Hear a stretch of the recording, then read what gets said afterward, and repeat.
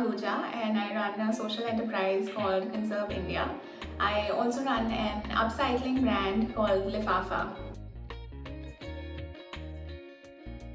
So traditionally, when we buy things, then we buy them, use them and discard them. So this follows a linear flow of economy. But now we need to change this economic system because we're just utilizing too many resources when we make things, use them for a very small period of time and then discard them. And over here, when we're discarding things, then the landfill that we're creating is just, the earth can't take it anymore. So that's why the waste is going in oceans, it's going in rivers, everywhere. And that's why we need to change this linear model to a circular model where we're utilizing the same resources that come in this, have already entered this closed loop system, and nothing should be going out of it so that we don't create any waste. This changes a lot of things, how we design things, how we use things, and how we discard things. So we need to start buying lesser, we need to start using them more, we need to start recycling them and upcycling them so that nothing loses its value and therefore we don't need to discard any of these things. Fast fashion is when fashion is created from designs to point of sales, which is at the store in a really fast manner, which is usually for fast fashion stores about 4 to 6 weeks. Zara, like the Inditex company, pioneered this model with Zara taking from design to point of sale at all the Zara stores in 4 weeks. This model has now been copied by more faster brands who can now do it even in a week, like Boohoo and Missguided. They're all producing designs every week and selling new designs to customers. While in the short term, customers are extremely happy with it and very excited about having trendy clothes every week, which are at a very, very reasonable cost. The costs behind the production and how these garments are manufactured are disastrous. Fast fashion is bad for us because of several things.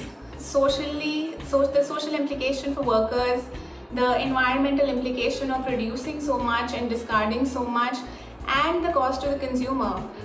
So I'll take these topics one by one. The social implications of manufacturing fast fashion.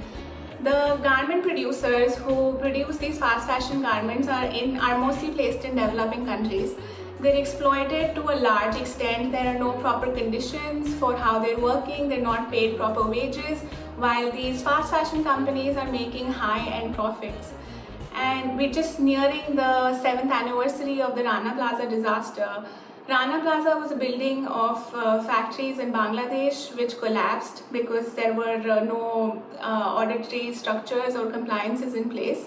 And there were a lot of around 1100 garment manufacturers were crushed to death because that building collapsed because of the negligence of the brands that had consigned their orders to this building. The second point I wanted to bring was the environmental concerns of fast fashion, the resources that it employs, the amount of water you're using, the amount of waste that you're producing when you discard these products. It's just not sustainable in the long run, and that's why we need quality products that we can use for a longer period of time and not have such utilize so much and discard so much. Thirdly, the third problem comes that with fast fashion, there's also a hidden cost to the consumers. While in the short term, we're extremely happy that such trendy clothes are available for such low prices, there are hidden costs attached to it. And in the long run, if we calculate the cost of each item that we're wearing as compared to the cost of each item that would have been produced with quality, we can see that the quality product lasts much longer. Therefore, we may have to pay more initially for that product, but throughout over a span of time, that product ends up cheaper for us because we'll use it more, because we'll use it for longer, we'll use it at a more frequent usage, and therefore, and it just looks better. So I think it's worth the money to spend on sustainable products which are made with ethical and environmental concerns in mind. I come from a family which has been in the field of sustainability since the last 20 years. My parents started an NGO called Conserve India in 1998 to deal with issues of sustainability that India faced at the time, starting with energy efficiency, waste management, composting, and finally understanding the issue that plastic was causing environmentally and taking that as a challenge and creating a technology to convert plastic fashion into vegan leather. It all started back in 2002 when we understood that plastic waste was such a huge challenge. It was ruining our rivers, our oceans. Dogs and cows in the landfill were dying every day from consuming plastic waste. We started working on this technology that used low density plastic, which is the common poly bag, and reprocessing it into a new fabric which we call handmade recycled plastic. This fabric can then be utilized as an alternate for leather. It can be used for packaging, for construction, and a variety of uses across industries. How the process works basically is that we collect all of this plastic waste from the landfill site, and then because it comes in such a wide array of colors and we're in the fashion industries where colors hold the deepest significance, then so they all have to be segregated by color. Working with a lot of migrant population, refugees, and just slum dwellers where language is also a problem, it became a huge challenge in how to train these waste pickers in processing and segregating this kind of plastic waste. We came up with this innovative model where we named each of the colors, each shade of every color, Bollywood star's name. So basically, like Salman Khan became jet black and Shah Rukh Khan was grey, like a shade lighter than jet black, and Aishwarya Rai was white, and we had posters stuck on all the slum walls with like each Bollywood star representing the color, and it spread like wildfire. All the community members came and they started learning how to process this waste, and everybody was just so excited, and we were like, yes, I need 5 more kgs of Salman Khan today. And so the project just took off at that point, and now it's been almost 15 years that we've been running this project. And we started making out of the very rich fabrics that are created from this plastic waste, we started creating handbags, wallets, laptop sleeves, and I also then launched this brand called Lifafa where we retail these products. So most of our products are also sold through the World Fair Trade Organization. It's a network of organizations of retailers and suppliers who follow fair trade norms to produce handicrafts and fashion goods. And these are mostly based in Europe and America, and they were very supportive of our project and started buying from us.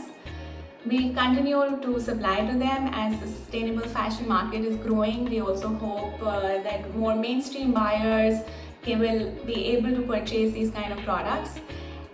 But ultimately, it comes down to the consumers. We all need to push these brands, we all need to push mainstream companies to get more sustainable, because they have the masses, they have the infrastructure to make this happen, to create a positive social impact on a larger scale. And for that, we need you to make this effort to make conscious choices and to understand that it's just one world where we all live in, and we need to do our best to make it a better place. A lot of new economic models are coming up that support circular economy, but are they as inclusive about the social concerns that some models present? For example, in India, like the privatization of waste is happening, which has led many waste pickers without jobs. We can't afford to do that, as we are seeing in our coronavirus infected world right now. The economy runs on our workers, and we need to give them dignity and respect. That's why for Lifafa, we always we were always sure that we have to protect the environment, but we also have to protect our social classes, our waste pickers, our producer groups, our artisans. And for that, I think being a fair trade company, where fair trade is a philosophy that we need to produce our goods without exploiting natural resources or human resources. And that is a philosophy that we need to incorporate now more than ever in this post-corona world, where we can have an economy that's not only fruitful for the environment, but also for every person who was involved in producing that product or service.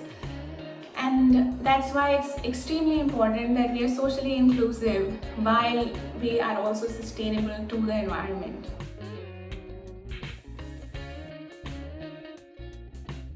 A positive change is coming. Consumers are becoming more and more conscious about what they wear, what they eat, what they do, and how they're spending their money. And in this whole ethical branding and healthy lifestyles, like a lot of consumers have started asking the right questions, and that's what we need, because that's what will lend that impetus to this movement and make the sustainable fashion market grow.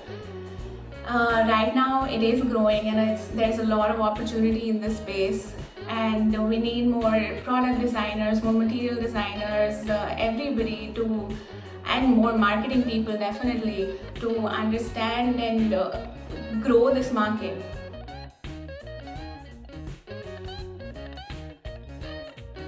As a small sustainable brand, we face a lot of challenges both on the supply side and the demand side. So supply side, basically because of the lack of infrastructure, the lack of laws, and it's an unorganized market that we work in. We don't have a constant supply of raw materials. That's why all of these issues are present, but we're learning to deal with them, and we're making the best of it, trying to involve as many number of people as we can in the project, to support as many people as we can. Till now, like, our social impact has been, we've upcycled about 1400 kgs of plastic waste, and we've been able to increase the income of the waste pickers who work with us by 150%. So we've also trained about 1400 waste pickers in this technology, and we've hoped that it can spread, this project can be replicated in various parts of the world where plastic waste and urban poverty are problems. Because this is a low-cost technology that utilizes these two things to produce high-value products, which can be sold in fashion markets, in luxury shows, everywhere. And beyond this, on the demand side, we also face problems. Selling online has not been easy because it is a new material, and once we say upcycle plastic on a bag, like, it just sounds weird to a consumer who's never seen it. But once you touch the material and you feel it, you can see it, then it looks really attractive and you know what you're buying. But because we've been a small company, always been bootstrapped and limited, very limited on our spendings, it's been challenging to get our product out there in the store. Beyond that, I think there's also a mind shift change that is required in the consumers.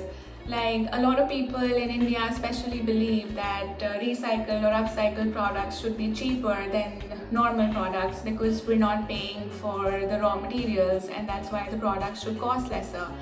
But that's very, very not true. It's absolutely false, because the challenges, like I just explained on the supply side, they're humongous, and at every step of the supply chain there is so much human labor involved in collecting the plastic, then segregating it, then cleaning it, then processing it into material, and finally making a product out of it. It really increases our costs, so upcycling is expensive, and we need the consumers to understand that.